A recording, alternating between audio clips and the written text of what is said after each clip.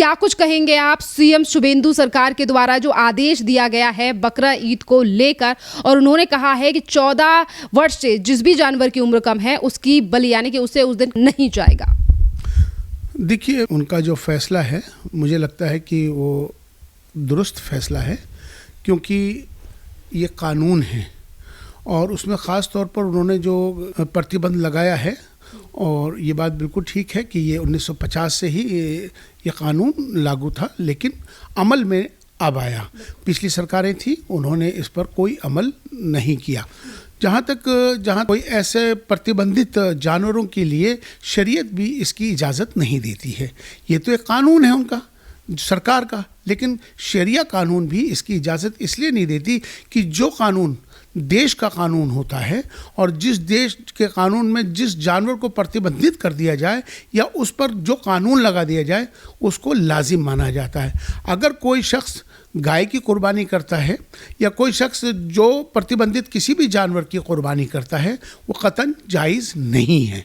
तो मैं समझता हूँ कि तमाम बंगाल ही नहीं, वेस्ट बंगाल ही नहीं, तमाम पूरे भारत के तमाम मुसलमानों से ये मेरी गुजारिश और अपील है कि कोई भी प्रतिबंधित जानवर जिस पर पाबंदी लगाई गई हो उसको उसकी कुर्बानी नहीं हो सकती, ये शरीयत है।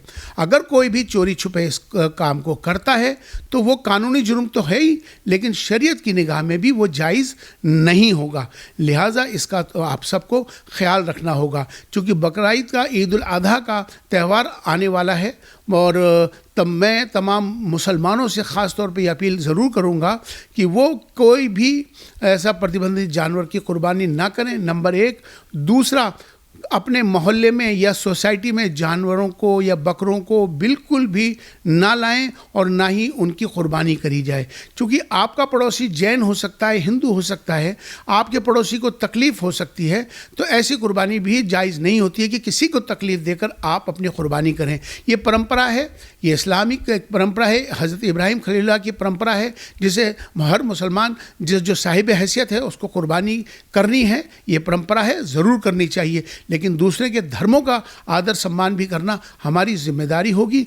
और जहाँ पर स्लॉटर करने की परमिशन सरकार ने दी है वहीं पर जाके कुर्बानी करें, खुले में कोई कुर्बानी नहीं की जाएगी। नंबर दूसरा, कोई भी शख्स जो कुर्बानी करेगा जानवर की उसकी वीडियो बिल्कुल ना बनाए, क्योंकि लोग वीडियो बनाते हैं और वीडियो बनाकर तमाम सोशल मीडिया पे डालते हैं। बहुत से ऐसे लोग होते हैं जो उस कुर्बानी को देख नहीं पाते हैं, किसी का दिल दुखता है। अगर ऐसे मामले में किसी का दिल दुखेगा, किसी को तकलीफ़ पहुँचेगी, वो भी इसी तरह की कोई कुर्बानी को जायज़ नहीं माना जाएगा। तो मैं तमाम सभी मुसलमानों से ये अपील कर रहा हूँ कि इसका हमें सबको ख्याल रखना होगा। जहाँ तक गाय की बात है, गाय एक प्राणी नहीं, पूरे विश्व का प्राण है।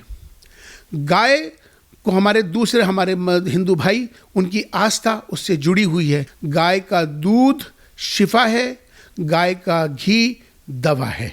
आपने कहा है कि जो आदेश दिया गया है सीएम शुभेंदु सरकार के द्वारा इसका पालन होना चाहिए, पर इसके अलावा बंगाल में मस्जिद हैं, उनके इमाम हैं, उनके द्वारा कहा जा रहा है कि इस आदेश के द्वारा ये लग रहा है कि कहीं ना कहीं एक कम्युनिटी को टारगेट करने का काम इस समय पर सरकार कर रही है और इन्हीं बयानों का समर्थन टीएमसी के भी नेता कर रहे हैं। नहीं, देखिए, इस पर कोई राजनीति नहीं हो रही है।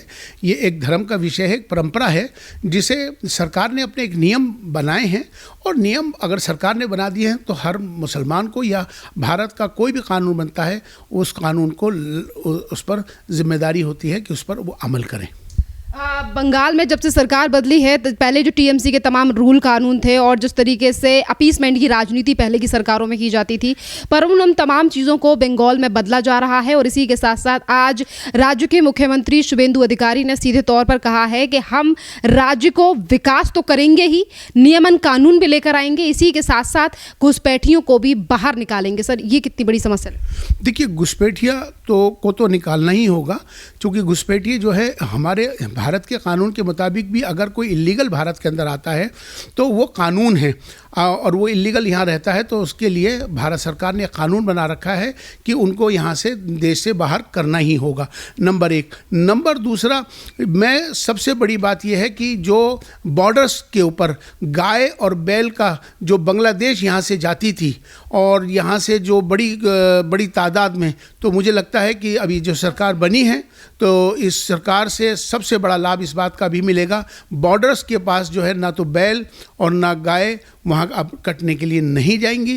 तो लिहाजा जो सरकार का जो फैसला है मुझे लगता है वो बिल्कुल दुरुस्त फैसला है। सर, जैसे कि अभी आपने गायों की तस्करी की बात की है, इन्हीं तमाम चीज़ों को रोकने के लिए, घुसपैठियों को रोकने के लिए आज ही इसी सरकार के द्वारा अब 120 एकड़ ज़मीन बीएसएफ और केंद्र सरकार को राज्य सरकार के द्वारा दे दी गई है। जिस तरीके से कई ऐसे एरिए थे जो पश्चिम बंगाल में अभी तक जहाँ पर फेंसिंग नहीं हुई थी, अब वहाँ फेंसिंग भी होने जा रही है, 45 दिन में काम पूरा हो जाएगा। तो ये आदेश आपको कैसा लगा? मैं समझता हूँ कि ये आदेश बिल्कुल दुरुस्त है, ये बहुत पहले हो जाना चाहिए था। ये बॉर्डर्स का विषय है और ये सुरक्षा का विषय है। यहाँ वहाँ से जो जिस तरह की बैलों की, गाय की जो तस्करी होती थी और घुसपैठिए अंदर आते थे और ड्रग्स का तमाम और तरह की तस्करियाँ चलती थी, उससे ये तस्करियाँ रुकेंगी और इससे बहुत बेहतर होगा। एक अच्छा फैसला है। इसी के साथ साथ तमाम और भी फैसले लिए गए हैं सरकार के द्वारा। जैसे कि अगर मैं फिर से एक बार नमाज की बात करूँ तो सीएम शुभेंदु अधिकारी ने यह भी कहा है कि खुले में यहाँ नमाज ना पढ़ी जाए और लाउड स्पीकर को लेकर, यानी कि अभी तक हमने देखा था कि कई और राज्यों में लाउड स्पीकर को लेकर आदेश दिए गए थे हाईकोर्ट के आदेश के बाद, अब बंगाल में भी ये लागू कर दिया गया है। मैं समझता हूँ कि आपको ये बात समझने की ज़रूरत है, नमाज पहली बात तो सड़कों पर नहीं हो सकती है। ये इबादत है, ये एक ऐसी इबादत है जो ईश्वर और बंदे के बीच में होती है।